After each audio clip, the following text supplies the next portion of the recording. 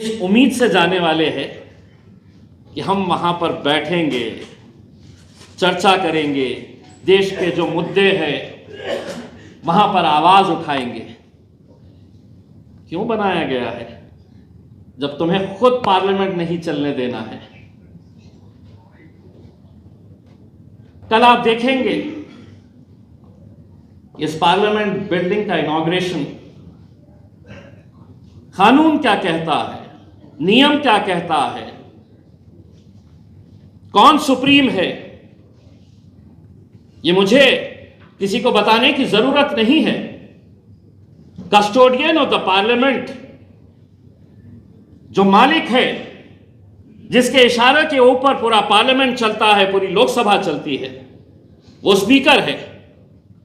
मैं वजीर आजम हूं, मैं पंत प्रधान हूं, मैं आऊंगा और अपनी मर्जी के हिसाब से बोलूंगा। नहीं होता है जब तक आपको स्पीकर इजाजत नहीं देता है। आप खुद फैसला कर लेंगे कि मैं जाऊंगा, मैं करूंगा। कल आप देखिएगा कि कितने कैमरेज लगाए जाने वाले हैं, सबको दूर रखा जाएगा, कोई नहीं आना मेरे करीब में। जो लोग मुझे जानते हैं, सिर्फ मैं एक मेंबर ऑफ पार्लियामेंट की हैसियत से आप मुझे पहचानते हैं। मैं आपको मेरा एक तारुफ ये भी कराना चाहता हूँ। मैं 24 साल पत्रकार था। मैं 12 साल एक महाराष्ट्र के बड़े न्यूज़पेपर में एज ए जर्नलिस्ट था और उसके बाद 12 साल में एनडीटीवी के साथ काम किया हूँ। और जब कुछ दिन पहले खबर आई कि पत्रकारिता का आखिरी जो स्तंभ बचा हुआ था, जो सही मानों में पत्रकारिता कर रहा था, वो भी अडानी साहब खरीद कर लेकर गए, तो फिर सवाल ये हुआ कि कहीं ना कहीं इस मुल्क से जो हमारे एक एक पिलर्स है डेमोक्रेसी के, वो पिलर्स को या तो पूरी तरह से नष्ट कर दिया जा रहा है, ख़त्म कर दिया जा रहा है। मीडिया आपने पूरा अपने हाथ में ले लिए, और लेना भी चाहिए। कोई भी होशियार बिजनेसमैन और कोई भी राजनीति में रहने वाला, जिसे ये भरम हो चुका है कि मैं अब ऊपर हूं तो जिंदगी भर ऊपर रहूंगा, नीचे आऊंगा ही नहीं। बेसिक न्यूटन की थियरी है, everything that goes up has to come down. और आप इस गलतफहमी के शिकार में जी रहे हैं कि अब मैं ऊपर हूं तो ऊपर ही रहूंगा। आप ऊपर है तो अब ऊपर ही रहिए।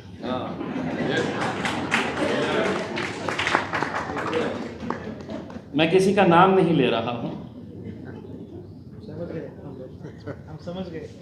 इसलिए नहीं ले रहा हूं, आप वैसे भी बहुत मोहब्बत करते हैं हमसे। मीडिया गया और कल जो हमारे पिलर्स है एग्जीक्यूटिव, 12,000 करोड़ रुपए की कल पार्लियामेंट बिल्डिंग का इनॉग्रेशन होने जा रहा है। 12,000 करोड़ रुपए की,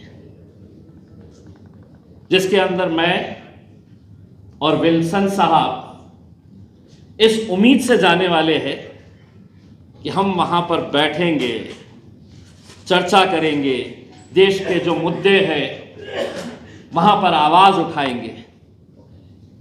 क्यों बनाया गया है जब तुम्हें खुद पार्लियामेंट नहीं चलने देना है? जब तुम्हें खुद पार्लियामेंट के अंदर किसी को बिठाना नहीं है, हमको बुलाना है, हाउस एडजर्न करना है, घर पे जाना है, हम आते हैं। अब तो ऐसा लगता है कि हम चर्चा करने के लिए नहीं आते। पार्लियामेंट के अंदर कोई मेंबर आता है और साइन कर देता है, पार्लियामेंट चलो या ना चलो, 2,000 रुपये मिलते हैं। यानी कि हम 4 दिन अगर आ जाए, सिर्फ साइन करके चले जाए, तो 8,000 रुपये।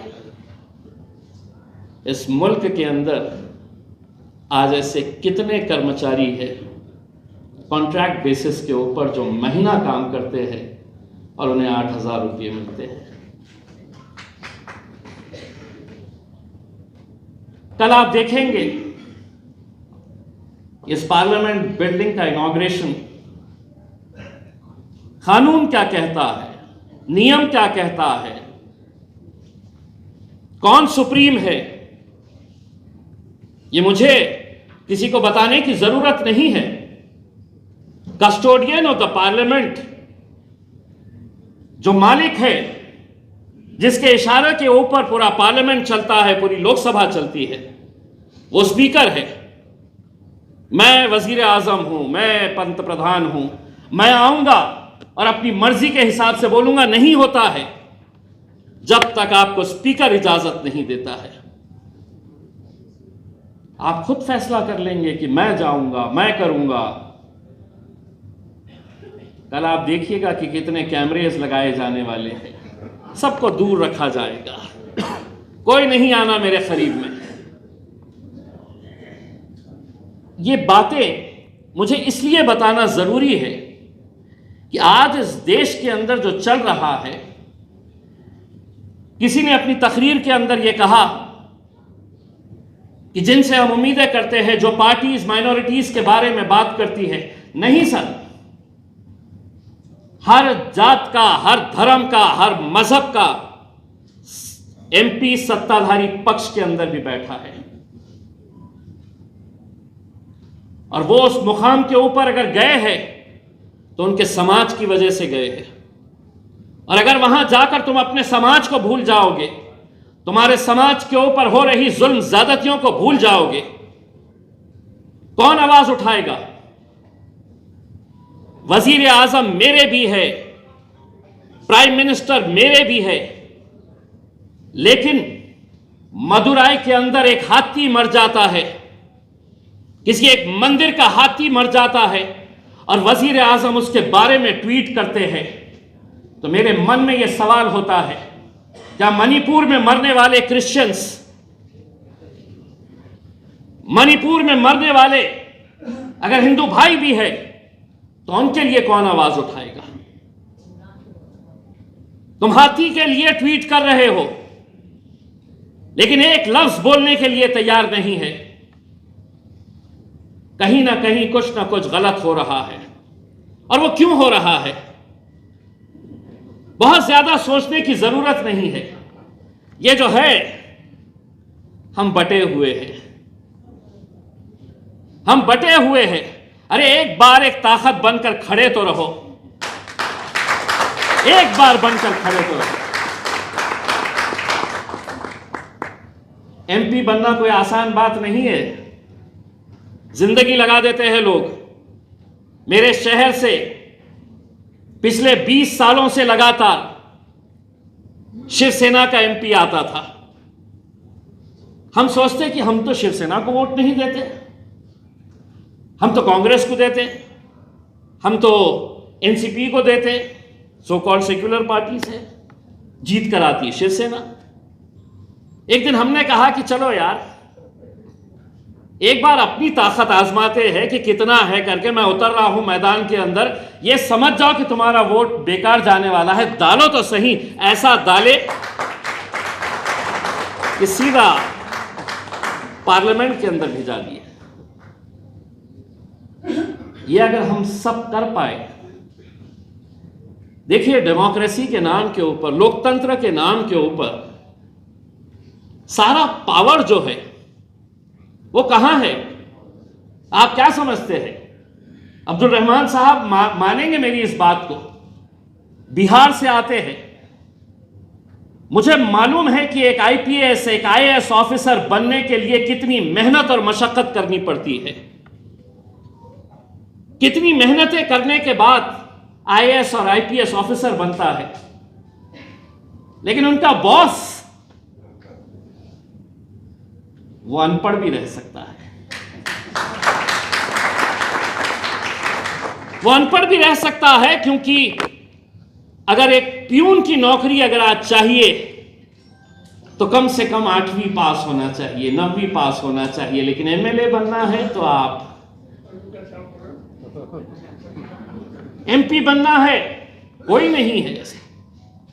कहीं ना कहीं कुछ ना कुछ बदलने की जरूरत है, लेकिन नहीं बदला जाएगा, क्योंकि अगर बदल दिए तो विल्सन साहब आपको भी मालूम है 70% पार्लियामेंट खाली हो जाएगा। अगर पढ़ाई का नियम लगा दिया जाए, एजुकेशन क्वालिफिकेशन का नियम लगा दिया जाए, आज माइनॉरिटीज के साथ जो कुछ भी हो रहा है, बिशप साहब, जब पार्लियामेंट के अंदर फॉरेन कंट्रीब्यूशन का बिल लाया गया था कि हम फॉरेन कंट्रीब्यूशन जो आ रहे हैं, तो उस वक्त मंत्री ने खड़े रहकर यह कहा था कि ये जो पैसा लाया जा रहा है, इसका पूरा मकसद जो था वो आज पिछले कई सालों से, 70 सालों से, 75 सालों से इस देश के अंदर, अगर इस देश को पढ़ाने का किसी ने काम किया है तो वो कॉन्वेंट स्कूल्स क्रिश्चियन लोगों ने किया है। लेकिन उस वक्त ये कहा गया कि नहीं, वो पैसा आ रहा है तो उसका इस्तेमाल जो है वो कन्वर्जन के लिए किया जा रहा है, कन्वर्ट करने के लिए ये पैसे का इस्तेमाल किया जा रहा है। ये मिनिस्टर कहता है, मेरा स्पीच है उसमें पार्लियामेंट के अंदर, जहां पर मैं खड़े रहकर यह कहा था कि मैं convent school Holi cross English high school से पढ़ा हुआ हूं, लेकिन मैंने कभी नहीं देखा हूं कि किसी स्कूल में आपने कन्वर्जन का काम किया है, किसी को कन्वर्ट करने का काम किया है। लेकिन बिल लाया गया सिर्फ इसी मकसद, इसी इरादे से कि कॉन्वेंट स्कूल्स को कैसे हम परेशान किया जाए, क्रिश्चियन कम्युनिटी को कैसा परेशान किया जाए। मैं खुद अपने शहर के अंदर देखता हूं, जितने अच्छे स्कूल्स हैं वो सब कॉन्वेंट स्कूल्स हैं, क्रिश्चियन मिशनरीज चला रहे हैं, लेकिन उनको टारगेट किया जाए। मुसलमानों का जिक्र होगा तो हम कहां से शुरू करें और कहां खत्म करें। हर रोज आप देख रहे हैं महाराष्ट्र में 50, पिछले 3 महीनों के अंदर 50 ऐसी रैलीज की गई थी जिसके अंदर साधु संतों को भगवे कपड़े पहनाकर भेजा गया था, और मकसद यह था कि स्टेज के ऊपर खड़े रहो और जितनी गालियां दे सकते हैं, जितना भड़काने का काम कर सकते हैं करो। नतीजा क्या हुआ कि आखिर में सुप्रीम कोर्ट को यह कहना पड़ा कि the government is important, the government is important, take action. यह सुप्रीम कोर्ट को कहना पड़ा कि कार्रवाई करो अगर कोई हेट स्पीच कर रहा है तो। कितनों को अरेस्ट करेंगे? कभी सुने हैं आपने, कभी सुने हैं आपने कि जो लोग भरी महफिलों के अंदर कभी हमें निशाना बना रहे, कभी आपको निशाना बना रहे, कभी दलितों को, कभी बुद्धिस्ट को, कभी क्रिश्चियंस को, कभी मुसलमानों को। मुसलमान तो फेवरेट ही है, हमारे बगैर तो खाना ही हजम नहीं होता है जब तक हमें गालियां नहीं देंगे। और अब तो होड़ लगी हुई है, बड़ा नेता बनना है, जो ज्यादा गाली देगा तो बड़ा बनेगा। अब ऐसे हालात के अंदर हमने खामोश बैठना, हमने सुनना, हमने बर्दाश्त करना, या हमने लड़ना। मुझे नहीं मालूम कि आपका एजेंडा क्या कहता है। मेरा एजेंडा यह कहता है कि मैं जब तक इस मुल्क के अंदर हूं अपने अधिकार के लिए लड़ता रहूंगा, मैं आवाज उठाता रहूंगा, क्योंकि कुछ नहीं भी करके अगर वो चाहे तो कुछ भी केस बना सकते हैं। तो ऐसे हालात के अंदर क्यों नहीं हम लड़े। आज अफसोस इस बात का है 2014 के बाद देखिए, सियासत अपना रंग, हर पॉलिटिकल पार्टी अपने हिसाब से। मैं एक बात बहुत ही संजीदगी के साथ ये कहना चाहता हूं और बड़े दिल से ये कहना चाहता हूं कि कभी ना कभी तो ये सरकार हटेगी, कभी ना कभी तो ये जुल्म और सितम के जो बादल हैं वो छटेंगे। एक दौर था जब निचला तबका जो था, जो अनएजुकेटेड लोग थे, जो इलिटरेट थे, झोपड़पट्टियों में रहते थे, पहले सिर्फ भड़काने का काम उन्हें किया जाता था। ये नीचे के तबके के लोगों को भड़का दो। एजुकेटेड क्लास इसका शिकार कभी नहीं हुआ था। लेकिन आज अफसोस के साथ कहना पड़ रहा है कि एजुकेटेड क्लास का जो रवैया है, आप देखिए सोशल मीडिया के ऊपर कैसा भरा पड़ा रहता है।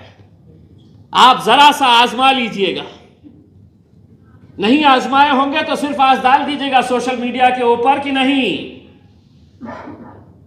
The new parliament building should be inaugurated by the president of India और द स्पीकर।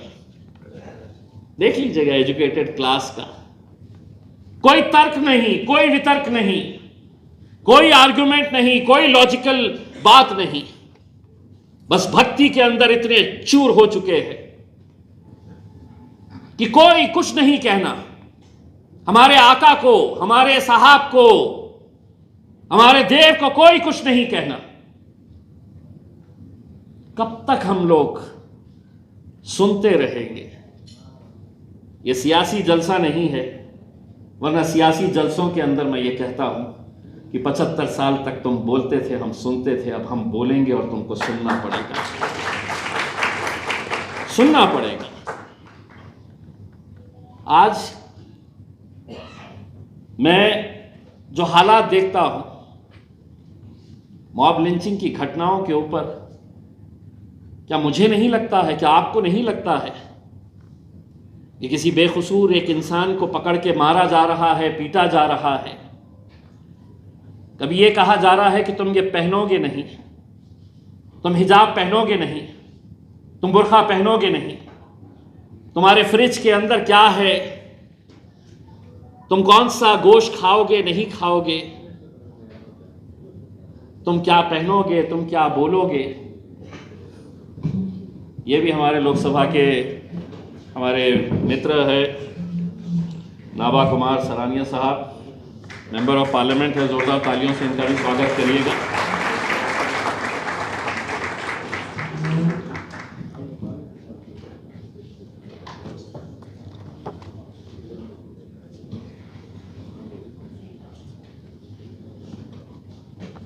तो आज आपके हर चीज के ऊपर रोक लगाई जा रही है।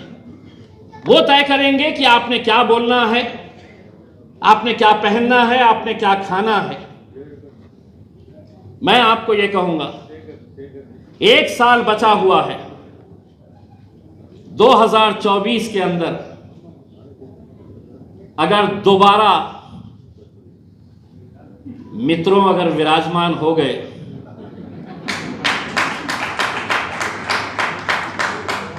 तो समझ लेना कि लोकतंत्र, डेमोक्रेसी, ये शब्द इतिहास का एक हिस्सा हो जाएंगे,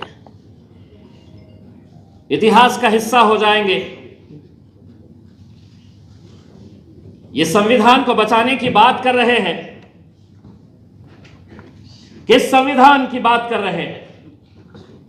हर रोज ये संविधान की धज्जियां उड़ा रहे हैं और हम ये कहते हैं कि अगर 75 सालों के अंदर इस मुल्क ने तरक्की की है, अगर हम भाईचारगी की तरह रहे हैं, आपकी जात अलग, आपका धर्म अलग, आपका मजहब अलग, लेकिन हम सब एक भारतीय बनकर रहे हैं, तो सिर्फ वो संविधान की वजह से रहे। लेकिन आज लड़ाओ क्रिश्चियंस को हिंदुओं से, हिंदुओं को मुसलमानों से, मुसलमानों को बुद्धिस्ट से, मराठाओं को इनसे उनसे, यही काम, यही एजेंडा चल रहा है। लोग खुशियां जब मना रहे थे कि कर्नाटक हार गए ये शुरुआत हुई, मुझे चिंता सताने लगी। और यकीन मानिए, इसके ऊपर आपको भी गौर करना, जब दिखाने के लिए कुछ रहता नहीं है कि हम ये अच्छा काम किए हैं, तो सबसे आसान हथियार होता है दंगे करवाना, हिंदू मुसलमानों को लड़ाना। यही एजेंडा का हिस्सा बन जाता है। और मुझे ये डर, ये खौफ सताता है कि कहीं ऐसा ना हो जाए कि 2024 की लालच के अंदर न जाने कितने और बेकसूरों की लाशों को गिराया जाए, कितने शहरों के अंदर दंगे भड़काए जाए। राहुल डंबाले साहब ने मेरे बारे में कहा, रामनवमी की एक रात पहले मेरे शहर में एक इलाके में दंगा हुआ जहां रामनवमी के मौके पे राम मंदिर के ऊपर हमला किया गया। रात के 1:30 बजे जब मुझे ये खबर मिली, मैं खुद उतरा वहां पर। मैंने बहुत कोशिश की किसी तरीके से उसको कंट्रोल करूं, लेकिन जब मेरे से भी कंट्रोल नहीं हुआ तो मैं उस मंदिर के सामने जाकर खड़ा हो गया और मैंने ये कहा कि कुछ भी हो जाए, कितने मरते हैं कितने जीते हैं, लेकिन मंदिर को हाथ नहीं लगाने दूंगा। क्योंकि मुझे मालूम था कि एक मंदिर पे ये निशाना होता, दूसरे दिन कितने मस्जिदों को निशाना बनाया जाता। और आज महाराष्ट्र के मुख्यमंत्री हो, प्राइम चीफ मिनिस्टर हो, डिप्टी चीफ मिनिस्टर हो, होम मिनिस्टर हो, डायरेक्टर जनरल ऑफ पुलिस हो, एक मेंबर ऑफ पार्लियामेंट उनको पत्र लिखकर यह कहता है कि इसकी इंक्वायरी कराइए। एक हाईकोर्ट के जज से, एक रिटायर्ड हाईकोर्ट जज से आप इंक्वायरी कराइए, कोई जवाब नहीं आता है। मजबूरन एक मेंबर ऑफ पार्लियामेंट अपने वजीर आजम, अपने प्राइम मिनिस्टर को लेटर लिखता है, अपने देश के होम मिनिस्टर को लेटर लिखता है, अमित शाह साहब को, कि आप इसकी इंक्वायरी कराइए। मोदी जी का एक जवाब आता है मुझे, एक लाइन का, आपका पत्र मिला मुझे, आपका पत्र मिला मुझे, ये जवाब मिलता है। मैं उनसे ये कहना चाहता हूं, मैंने आपकी खैर खैरियत तो पूछा नहीं कि आपकी तबीयत कैसी है, कैसा प्रचार चल रहा है, आपका सब ठीक ठाक चल रहा है, बढ़िया।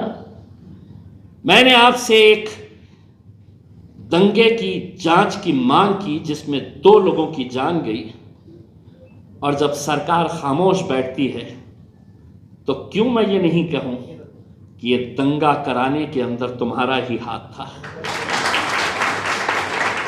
वरना कराओ, अगर है हिम्मत तो कराओ। मैं बताऊंगा कि कैसा पुलिस की गाड़ियों को रोका गया था वहां पे पहुंचने से, कैसा फायर ब्रिगेड की गाड़ियों को रोका गया था वहां पहुंचने के। सब एविडेंस है, जानते हैं। इसके चक्कर में पड़ो मत। 24 साल पत्रकार था, पुराना हिसाब किताब निकाल देगा तो अपनी वाट लग जाएगी, तो इसलिए खामोश ही बैठ जाओ। हालात तो ये हो गए हैं दयाल साहब कि जुल्म के सारे हुनर अब हम पर ही आजमाए जाते हैं। जुल्म भी हम ही सहते हैं और जालिम भी हम ही कहलाए जाते हैं। ये आज ऐसे हालात से हम गुजर रहे हैं। मैं समझता हूँ कि ये कॉन्फ्रेंस एक शुरुआत है हम लोगों को इकट्ठा होने की, और साथ में मिलके, कहते हैं ना, एक अकेला थक जाएगा। हम सबको ये बोझ उठाना है, लड़ना है, और हाथ से हाथ मिलाकर अगर हम लोग एक ताकत बनकर एक जंजीर की तरह खड़े रहेंगे तो मेरे हिसाब से अच्छी अच्छी ताकतें झुक जाती है। और मैं समझता हूँ ये झुकाने का मौका है, ये लड़ने का वक्त आया है। हम सबको लड़ना है, हम सबको मिलजुल कर इसका रास्ता कैसे निकाला जाए, इसके ऊपर विचार करना है। आप कितना भी जुल्म कर ले, आप कितना भी ये सोच ले कि हम इन पे जुल्म करेंगे, हर ख़ास तौर से हमें हर दूसरे दिन ये कहा जाता है, हर दूसरे दिन कहा जाता है, और जैसे जैसे अब इलेक्शन के दिन करीब आएंगे तो दिन में 2 मरतबा कहा जाएगा कि हम जैसा बोल रहे हैं वैसा करो, हम जो बोलना चाह रहे हैं वो सुनो, नहीं तो पाकिस्तान चले जाओ। मैं आज इसके ज़रिए पैगाम देना चाहता हूँ, ये मुल्क मेरा था, मेरा है और इंशाअल्लाह ता क़यामत तक मेरा रहेगा। बहुत बहुत शुक्रिया, थैंक यू वेरी मच। खबरों में बने रहने के लिए फोरम 4 को सब्सक्राइब करें और नोटिफिकेशन पाने के लिए बेल आइकन दबाएं।